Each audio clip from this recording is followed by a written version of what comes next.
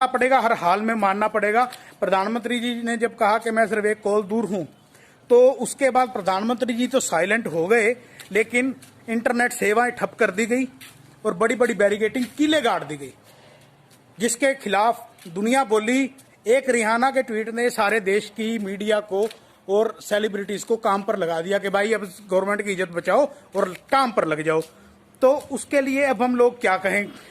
ये तो उन लोगों को सोचना चाहिए कि ज़मीर नाम की भी एक चीज़ होती है।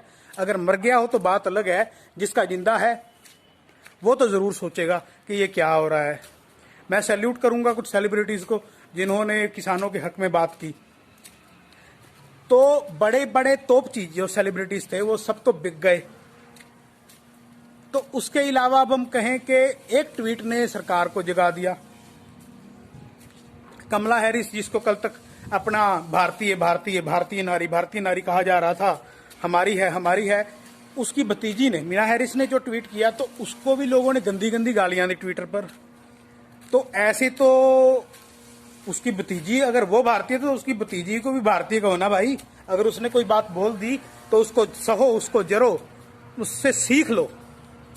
तो मैं ये कहना चाहूंगा कि इस सरकार को घुटनों पर तो आना ही पड़ेगा। आज आ जाए, कल आ जाए, परसों आ जाए, क्योंकि लोगों के आगे किसी की नहीं चलती।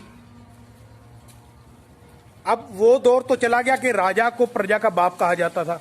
आजकल तो राजा प्रजा का बेटा है। प्रजा की वोटों से, प्रजा के मतलब लोगों की वोट से राजा पैदा होता है। तो ये बात अब राजा को समझनी होगी कि वो दिन लद गए, और समझ जाइए, अकल को हाथ मारिए और लोगों को उनका हक दे दीजिए।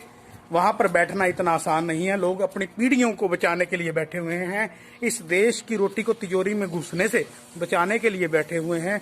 तो कृपा करके लोगों के साथ अत्याचार बंद कीजिए।